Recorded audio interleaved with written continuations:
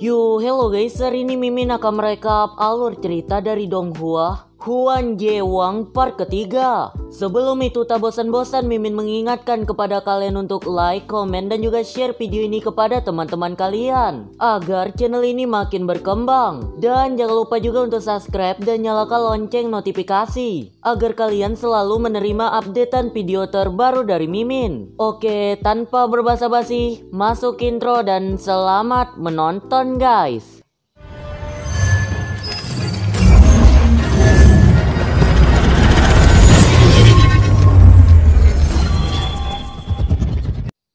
Di sini dapat terlihat gerombolan parasit yang makin menggila untuk menyerap esensi kekuatan spiritual orang-orang yang berada pada jembatan Sheng Yuang.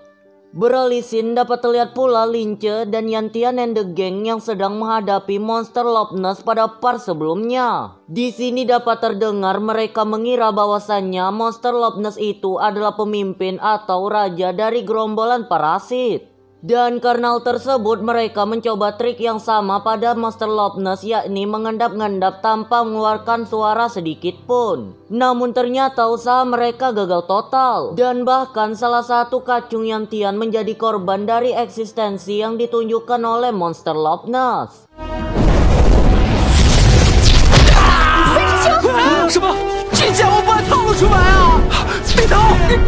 Tak sampai di situ, monster Loch Ness pun juga melakukan serangan dengan menggunakan tentakel panjangnya. Namun untuk saja Yantian and the Gang dapat menahan serangan itu dengan menggunakan semacam barrier pelindung. Terlihat pula Zifeng di sini juga memberikan serangan tipis-tipis kepada monster Loch Ness. Namun alangkah disayangkan serangan Zifeng itu tak berpengaruh dikarenakan tubuh monster Loch Ness yang sangat keras. Tak sampai di situ, monster Loch Ness juga memberikan geprekan Yami pada Lince and the Gang. Tapi tak menyerah, Yantian di sini menggunakan tekniknya, yakni pedang pemotong pegunungan. Namun serangan Yantian itu sangat tak berefek pada monster Loch Ness. Dan sekarang dapat terlihat pula monster Loch Ness mengeluarkan teknik sihirnya yang sangat kuat. Sepintas dapat terdengar di sini Yantian ingin mencoba untuk menggagalkan teknik sihir yang dilakukan oleh monster Loch Ness. Namun usahamu itu sia-sia kawan, dikarenakan teknik monster Loch Ness itu telah terisi 100% dan tekniknya ini seperti sihir Medusa yang dimana membuat semua orang yang berada di sekitar jembatan Sheng Yuan menjadi membatu. Tapi untuk saja di sini Xiao Yi mengeluarkan teknik bariernya dengan tepat waktu, yang dimana hal ini membuat Xiao Yi dan Lince tak membatu. Namun jangan senang dulu kawan, seakan tak memberi napas monster Loch Ness menangkap Lince dan Xiao Yi. Kemudian setelah itu dapat terlihat seperti tak berperasaan dengan sangat tega monster Loch Ness beremas Lince dan Xiao Yi, hingga membuat mereka berdua tak berdaya. Xiao Yi, ya Allah! Xiao Yi! Xiao Yi! Xiao Yi! Beralih sisi dapat terlihat kini gurumu telah sampai di ujung jembatan Sheng Yuang dan diikuti oleh peserta lain yakni Bailang dan Robing. Setelah melihat ada peserta yang lolos, lantas gurumu di sini menyuruh mereka berdua untuk beristirahat. Beralih scene kembali dapat terlihat kini Lince telah berada atau masuk ke dalam alam bawah sadarnya, yang dimana pada awalnya Lince mengira bahwa ia telah mati. Namun tiba-tiba terdengarlah suara misterius yang memanggil nama Lince.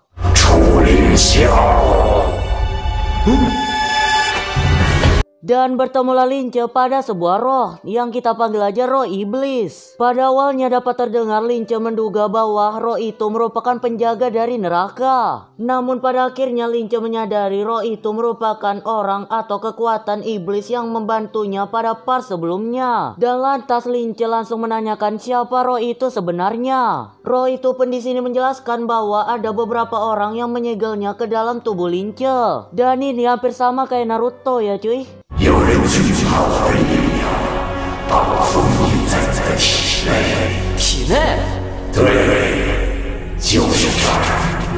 Dan dengan bisikan setan, roh itu mengatakan jika Lince melepaskan segel yang ada di depannya, maka Lince akan mendapatkan kekuatan absurd yang sangat dahsyat. yang dimana kekuatan itu dapat digunakan oleh Lince untuk membantu teman-temannya yang dalam kesulitan. Roh itu juga mengatakan ketika Lince memegang segel itu, maka Lince tidak akan menjadi sampah seperti dahulu lagi, dan ia akan memiliki kekuatan sihir atau dapat kita sebut saja sebagai kekuatan Eudomon. Karena terpengaruh oleh bisikan setan di sini, Lince pun berniat untuk memegang segel itu.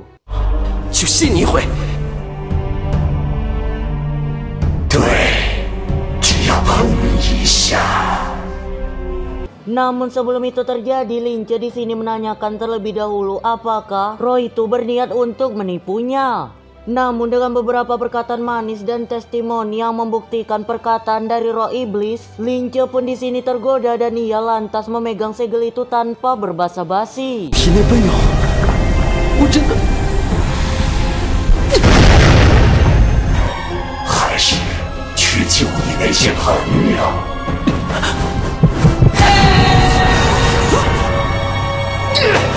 Beralih scene dapat terdengar gurumu sedang dalam fase gundah gulana dikarenakan belum terlihatnya peserta ujian selain Bailong dan Robing yang telah lolos pada tes kedua.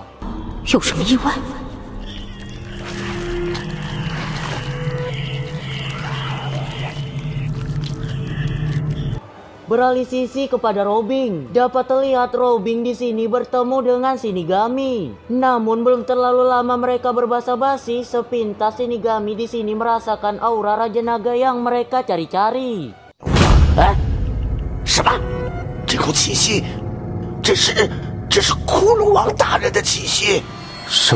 Beralih scene dapat terlihat kini Lince sudah berada dalam mode iblis, yang dimana pada saat ini dengan sangat mudah Lince dapat memusnahkan monster Loch Ness.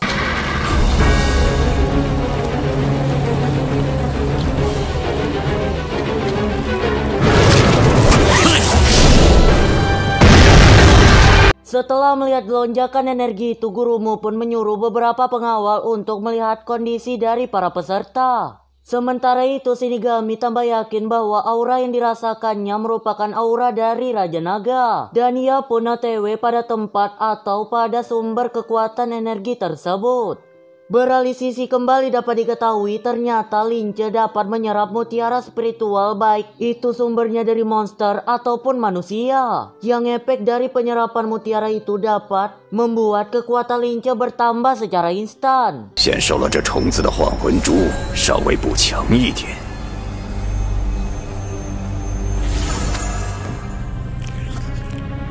Tak sampai di situ, Lince yang telah kerasukan oleh roh iblis kini mencoba untuk menyerap esensi mutiara spiritual milik Xiao Yi. Namun sebelum hal itu terlaksanakan, tibalah suatu kekuatan yang langsung landing pada tubuh Lince. Dan efek dari serangan itu atau kekuatan itu membuat segel yang awalnya longgar pada tubuh Lince menjadi rapat kembali. Dan alhasil Lince pun berubah menjadi bentuk manusia kembali dan mendarat tepat persis pada area yang sangat nyaman.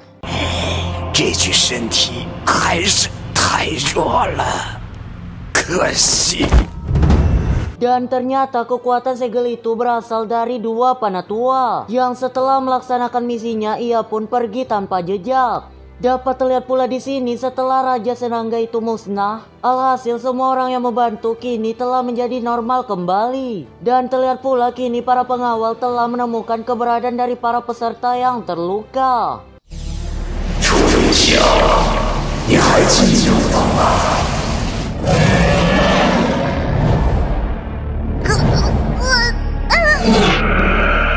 Setelah menunggu sekian lama, pada akhirnya Lince pun tersadar dari pingsannya. Dan dapat terlihat ada Zifeng dan Eudomon Mimi Peri yang menjaga Lince. Pada akhirnya Lince menyadari bahwa ia telanjang dada. Dan dengan spontan di sini Lince menanyakan keberadaan dari pakaiannya. Tapi belum sempat Zifeng menjelaskan apa yang sebenarnya terjadi, datanglah Yantian yang sangat emosi dikarenakan ia mengira Lince berbuat mesum pada Xiao Yi di scene sebelumnya. Sepintas dapat terdengar di sini Lince mencoba menjelaskan bahwasanya itu hanyalah kesalahpahaman saja. Namun dengan keras kepala dan juga telah melihat Yantian yang terbaring di atas tubuh adiknya, Yantian di sini tak ingin mendengar penjelasan dari Lince dan Yantian sekarang berniat untuk memutilasi Lince pada tempat itu juga. Tapi untuk saja di sini Xiao Yi membela Lince dan ia mempercayai bahwa Lince tidak melakukan apa-apa kepadanya.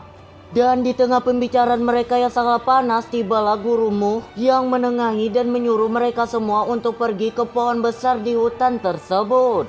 Beralisin pada pohon besar yang dituju. Di sini dapat terdengar gurumu memberikan penjelasan pada para peserta bahwasannya Raja Parasit bukanlah tantangan pada tes kedua. Dan sekolah Tianwu akan melakukan investigasi menyeluruh pada kejadian tersebut. Gurumu juga menambahkan sebagai kompensasi pada kejadian itu, orang-orang yang bertahan hidup pada tes kedua, maka mereka semua akan diloloskan. Kemudian gurumu juga memanggil Lince dan ia mengabarkan pada tes pertama Lince memang berhasil menangkap monster Eodoman harimau. Dan karena hal tersebut Lince dinyatakan lolos dan ia berhak mengikuti tes ketiga.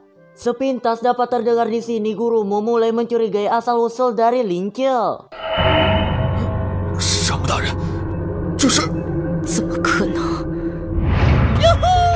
这小子到底什么来头？ Setelah itu gurumu pun menunjukkan pintu masuk ke dalam Akademi Tianwu, yang dimana pintu masuk ini berupa penghalang yang dapat menahan serangan-serangan dari invasi luar ataupun serangan-serangan dari orang asing. Dan gerbang ini hanya bisa dilewati oleh murid-murid dari Akademi Tianwu. Setelah menjelaskan hal tersebut, gurumu pun mempersilahkan para peserta yang lolos pada tes kedua untuk masuk ke dalam Akademi Tianwu. 楚小狗，桥上的事儿你一点都不记得了？是啊。哇！ Dapat terlihat dalam portal itu menjulanglah keindahan dan kekokohan dari Akademi Tianwu. Dan tempat ini sering dijuluki sebagai pohon dewa. Namun belum terlalu lama mereka melihat keindahan dari Akademi Tianwu, tibalah gurumu yang langsung menceritakan sejarah dari Akademi Tianwu, yakni 18 tahun yang lalu kuil Mowu yang dipimpin oleh Raja Naga berniat untuk menginvasi kuil Tianwu. Namun karena kekurangan prajurit, lama-kelamaan para pejuang dari Tianwu terus gugur. Dan sekarang Tianwu dalam ambang kekalahan. Namun untung saja datanglah Feng Tianqing, yakni Eodoman muda yang berhasil mengalahkan Raja Naga dengan sekali serang. Dan karena kehilangan raja mereka, kuil Mowu pun harus menerima kekalahan telak mereka. Di sini dapat kita ketahui pula orang yang mendirikan Akademi Tianwu adalah Feng Tianqing sendiri. 风天晴建立了天武学院，并用3届上古幻器设置了防御结界，才使得学院在安全的环境下。 Setelah itu gurumu mengarahkan mereka pada tempat tinggal murid Akademi Tianwu non-resmi, yang dimana pada awalnya mereka mengira tempat tinggal mereka berupa rumah rewok. Namun sangat disayangkan bukannya rumah rewok yang didapatkan mereka, namun mereka tinggal di sebuah lubang sumur. Sangat-sangat tidak manusiawi ya cuy. Tak sampai di situ gurumu juga memberitahukan bahwa mereka akan mendapatkan guru baru, dan guru mereka bernama Tuan Douyin. 现在我们欢迎新导师窦音老师，鼓掌。 新导师， Dapat diketahui pula Tuan Douyin ini bertanggung jawab pada urusan dalam Tianwu, sedangkan gurumu bertanggung jawab pada urusan luar Tianwu. Dan terlihat pula Tuan Douyin ini 11-12 dengan minion ya cuy. Lanjut, karena melihat kondisi gurunya yang sangatlah absurd, beberapa orang di sana terlihat untuk mencoba menahan tawa dahaga mereka. Namun dengan insting yang tajam, Tuan Douyin memberikan tendangan brutal pada orang yang mentertawakannya.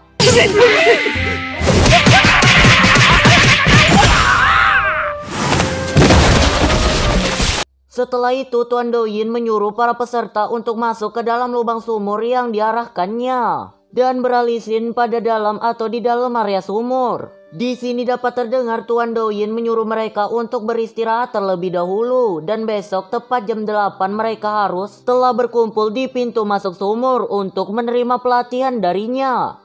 Dapat kita ketahui pula Tuan Douyin ini memiliki kemampuan sihir untuk membaca pikiran orang lain. Dan dikarenakan beberapa orang yang tak mempercayai hal tersebut, Tuan Douyin pun memberikan rahasia-rahasia gelap dari orang-orang yang ditujunya. 娘的那个，你喜欢的那个是直男，高个的黄色奶油味是什么鬼？还有你，不能出去，不提供早餐，媳妇要另收费。沙漠是单身，生病了自己扛。 Dan setelah itu Tuan Douyin menyuruh mereka mencari asrama yang mereka huni di dalam sumur itu. Dan dapat terlihat pula tempat tinggal yang mereka huni di dalam sumur itu sangat tidak layak atau tidak manusiawi ya cuy. Hal ini dikarenakan tempat itu sangatlah tak terurus dan diselingi dengan perabotan yang tak dapat digunakan lagi. 地毯也太脏了。这种地方，这到底是什么鬼地方啊？ Namun berbeda hal dengan Akang Lince yang dimana ia sangat menikmati tempat tersebut dikarenakan ia menganggap tempat itu sangat keren dan sangat estetik. Beralih sisi dapat terlihat nona cantik yang meminta tolong kepada Kang Zipeng membukakan pintu asramanya yang terkunci atau tak dapat dibuka. Beralih sisi pada kediaman nona cantik itu, dengan sangat bersusah payah Zifeng dapat membuka atau merobohkan pintu yang sangatlah keras tersebut. Namun bukannya berterima kasih, nona itu malah marah-marah dikarenakan pintu tempat tinggalnya dihancurkan oleh Zifeng. 请，请个屁呀！门都没了，你让我怎么住啊？小姐别急别急啊，这点小事儿我当然有办。 Sementara itu Zifeng di sini disuruh oleh Tuan Douyin untuk mengganti pintu yang dirusaknya. Beralih sisi lagi enak-enaknya makan jamur ngeplay, datanglah Zifeng seorang benalu yang meminta tolong kepada Lince untuk membantunya mengganti pintu yang dirusaknya. Sementara itu karena bantingan yang keras membuat angka nomor 6 pada rumah Lince berubah menjadi angka 9 dan alhasil Robin pun masuk ke dalam kediaman Lince. Beralih scene ketika Lince membantu Zifeng mencari beberapa kayu untuk memperbaiki pintu yang dirusaknya. Dengan tiba-tiba Lince mendadak sakit perut dan hal ini dikarenakan jamur yang ia makan pada scene sebelumnya. Alhasil Lince pun pergi ke kediamannya untuk BAB di sana. Sementara itu dapatlah di sini Robin telah mandi-mandi santuy. Sedangkan dapat terlihat pintu yang Lince akan masuk itu terkunci. Dan karena tetap lagi dengan penderitaan duniawi, Lince pun mendobrak pintu itu. Yang alhasil membuat Lince mengintip atau melihat nona Robin yang sedang mandi. Karena marah di sini Robin pun mengeluarkan akal melukarnya. Dan serangan itu menargetkan kepada Lince. Namun bab peribahasa sudah jatuh tertimpa tangga, Lince di sini juga menerima hentaman kayu besar yang membuatnya pingsan. 这屋什么情况？那么吵，有点公德心行吗？不睡觉了。 Sementara itu beralih sisi dapat terlihat Shinigami sedang bertemu dengan dua orang misterius. Yang mungkin saja dua orang misterius ini akan menjadi lawan Lince and the Gang pada episode selanjutnya.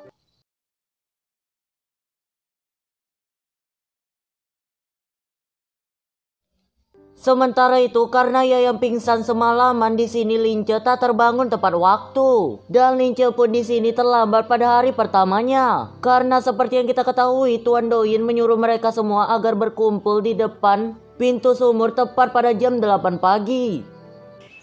我这是，我的门怎么了？头好疼啊，脑子一片浆糊，难道真的脑震荡了？